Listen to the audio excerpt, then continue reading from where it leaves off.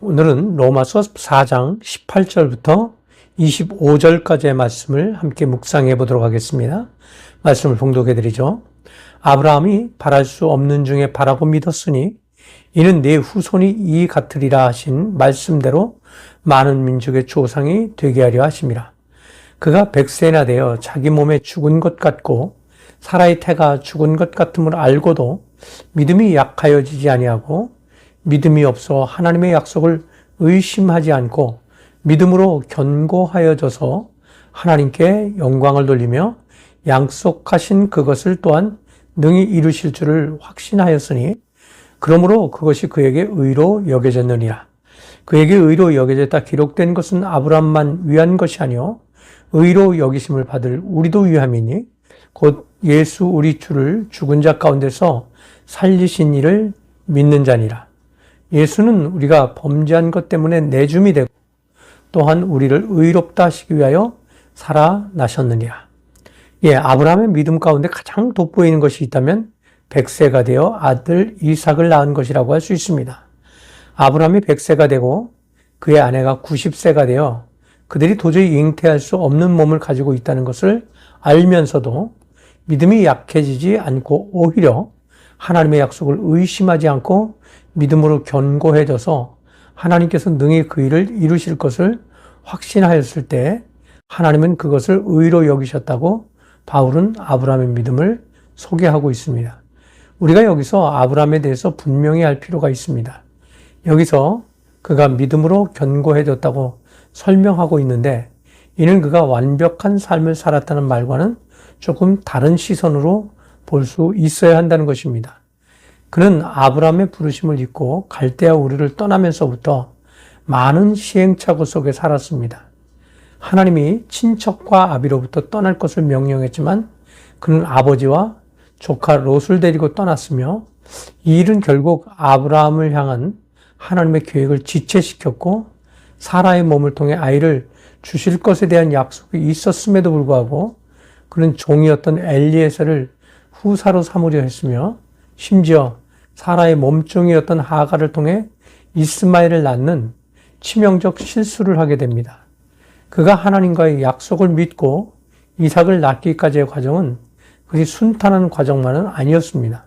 오히려 수많은 불신앙의 증거들을 보여줌으로써 그가 결코 처음부터 특별한 사람이 아니었음을 보여주고 있습니다.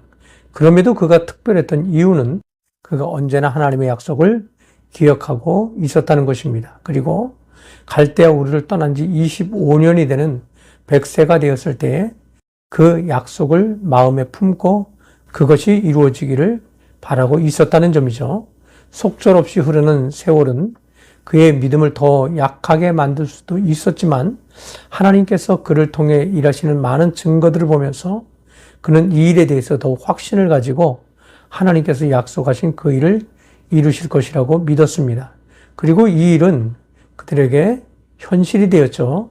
바울은 이런 아브라함의 믿음이 의로 여겨졌다고 말하면서 이는 아브라함만을 위한 것이 아니라 우리를 위한 것이라고 말합니다. 다시 말해 예수 우리 주를 죽은 자 가운데서 살리신 이를 믿는 자입니다.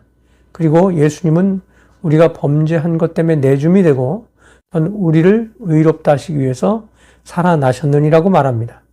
아브라함이 의롭다는 평가를 얻은 기준이 무엇일까요? 그것은 그가 지나온 세월 동안 의롭게 살았기 때문이 아닙니다. 그는 하나님의 그 약속을 믿었고 세월이 흘러도 더욱 견고하게 그의 마음 안에 자리 잡고 있었습니다. 그 믿음이 아브라함을 의롭게 만들어줄 수 있었다는 것이죠. 우리의 삶을 의롭게 여길 수 있는 기준이 무엇일까요? 그것은 예수 우리 주를 죽은 자 가운데서 살리신 이를 믿는 것이라고 할 수 있습니다. 우리가 세상을 살면서 죄를 짓지 않을 수 없습니다. 아브라함은 이미 그의 삶에서 그가 믿음의 삶이었음에도 불구하고 여전히 불순종의 삶을 살고 있었음을 증명해 줬습니다.